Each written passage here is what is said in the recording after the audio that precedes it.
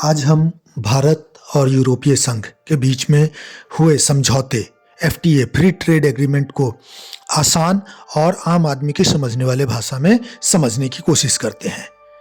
समझौता है क्या? समझौता भारत और यूरोपियन यूनियन के बीच में एक व्यापार समझौता है जिसे एफटीए फ्री ट्रेड एग्रीमेंट की नाम से जाना जाता है। समझौते की स्थिति और आकार इसको समझते हैं। लगभग 20 वर्षों की बातचीत के बाद यूरोपियन यूनियन और इंडिया का एफटीए ट्रेड एग्रीमेंट को अंतिम रूप दे दिया गया है। 2027 से लागू होने की संभावना है। कानूनी जांच और संसद की मंजूरी के बाद इसे लागू किया जाएगा। इसे दोनों पक्षों के लिए अब तक का सबसे बड़ा व्यापार समझौता माना जा रहा है। अभी का समय जहां पर ट्रेड एग्रीमेंट को लेकर के अमेरिका के साथ बहुत ही ज़्यादा अनिश्चितता बनी हुई है, ऐसे में यूरोपियन यूनियन के साथ भारत का समझौता एक विन विन सिचुएशन है दोनों देश के लिए, दोनों ही समूह के लिए, जिसे मदर ऑफ ऑल डील कहा जाता है। वैश्विक जीडीपी का लगभग 25% हिस्सा यूरोपियन यूनियन और इंडिया का रहता है। इनकी भागीदारी लगभग 1/4 की है विश्व के जीडीपी में। वर्तमान में वैश्विक बाजार का केवल 0.6% ही दोनों देश के बीच में होता था, जहां पे आने वाले समय में बहुत ही बड़ी संभावनाएं हैं। वर्तमान व्यापार स्थिति क्या है? फाइनेंशियल ईयर 2025 में कुल वस्तु व्यापार लगभग $140 बिलियन के आसपास का रहा है। भारत का यूरोपियन यूनियन को $76 बिलियन का निर्यात होता है और भारत यूरोपियन यूनियन से $61 बिलियन का आयात करती है। यूरोपियन यूनियन एक ब्लॉक के रूप में भारत का सबसे बड़ा व्यापारिक साझेदार है।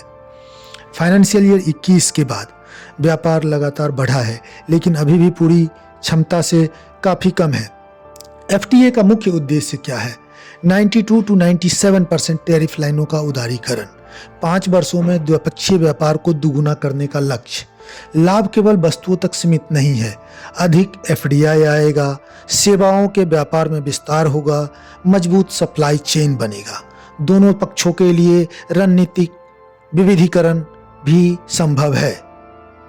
क्यों यह समझौता कारगर है? यूरोपियन यूनियन से भारत को निर्यात, जो कि पूंजी व हाईटेक इक्विपमेंट के रूप में होता है, जिसमें मशीनरी और पार्ट्स, इलेक्ट्रॉनिक कंपोनेंट्स, विमान और एरोस्पेस, मेडिकल डिवाइस, ऑप्टिकल व प्रिसीजन उपकरण। भारत से ईयू को निर्यात होने वाले जो वस्तु हैं उसमें garments, footwear, diamond and jewelleries, pharmaceuticals product, auto parts और लेदर प्रोडक्ट शामिल है। यह व्यापारक पूरक है, प्रतिस्पर्धी नहीं, जिससे राजनीतिक विरोध कम होता है। क्षेत्र विशिष्ट टैरिफ परिणाम: श्रम प्रधान भारतीय निर्यात, वस्त्र, लेदर, समुद्री उत्पाद, रत्न, आभूषण, इन सबको प्राथमिकता दी गई है, जिसके ऊपर टैरिफ की समाप्ति होगी।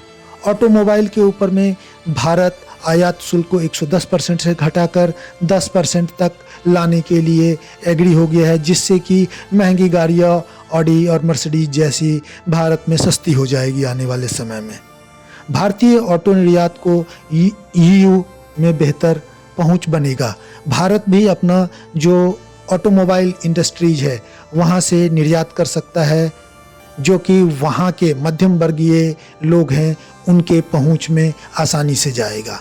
वाइन के ऊपर में जो हम लोग इंपोर्ट करते हैं उसका टैरिफ 50% से घटाकर 75% और फिर आगे चलकर 20% करने की शर्त रखी गई है। कृषि में काफ़ी अलग तरीके से सोचा गया है, जहाँ पे डेयरी और फार्म को एक्सपोर्ट इंपोर्ट पॉलिसी से बाहर रखा गया है। भारत ने डेयरी प्रोडक्ट इंपोर्ट करने से मना कर दिया है, लेकिन भारत अपने फार्म प्रोडक्ट्स यूरोपियन यूनियन को भेज सकता है। यूरोपियन यूनियन ने चिकन और बीफ को भारत को देने से मना कर दिया है। भारत ये चीज़ें वहाँ पर नहीं भेज पाएगा।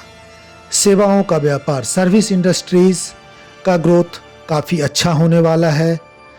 जो हमारी लेबर इंटेंसिव इंडस्ट्रीज हैं उनके ऊपर एक अच्छा गुड इम्पैक्ट आएगा। जिससे कि हमारी जो लेबर इंसेंटिव इंडस्ट्रीज है वहाँ से जो प्रोडक्ट निकलेंगे जैसे गारमेंट्स और लेदर प्रोडक्ट्स, वो सारा हम लोग निर्यात अच्छे से कर सकते हैं।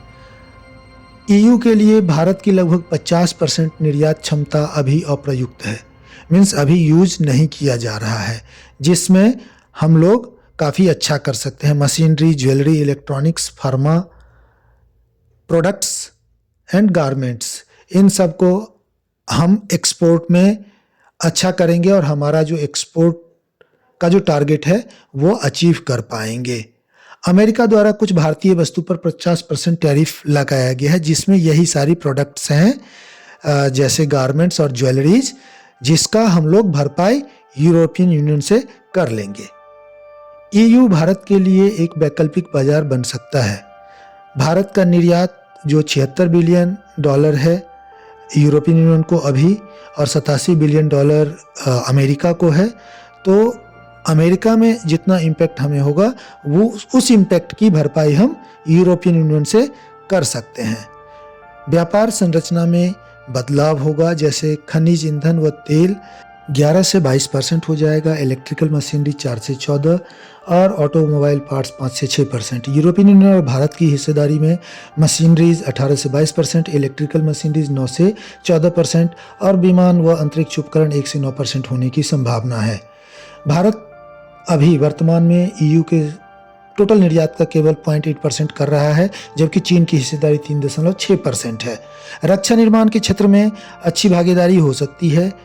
ईयू को चीन और अमेरिका पर निर्भरता कम करने में मदद मिलेगी और एशिया में रणनीतिक गहराई बढ़ेगी। यह समझौता ईयू और अमेरिका दोनों की तरफ से एक अच्छा समझौता माना जा रहा है, जिसे दुनिया में बहुत सारे देश अप्रिशिएट कर रहे हैं और इस समझौते की वजह से अमेरिका के ऊपर भी दबाव बढ़ा है, उसका जो समझौता करना चाहता है उसको अंतिम रूप देने में। मैन्युफैक्चरिंग ग्रोथ बढ़ेगा, खासकर श्रम प्रधान क्षेत्रों में अच्छी मजबूती आएगी। भारत के व्यापार सुधार एजेंडे के अनुरूप इंटरमीडिएट्स पर कम टैरिफ लगेंगे और एफडीआई की क्षमता बढ़ेगी। अगर यह वीडियो आपको पसंद आया हो, आपको समझ में आया हो, तो इसे लाइक करें, सब्सक्राइब करें चैनल को और अपने जानने पहचानने वालों के साथ शेयर भी करें, क्योंकि जानकारी बांटने से बढ़ती है और मैं आपके लिए इसी तरह से जानकारी भरा नया वीडियो लेके आता रहूँगा। आप अपना सुझाव भी हमें कमेंट बॉक्स में लिख कर दे सकते हैं। धन्यवाद।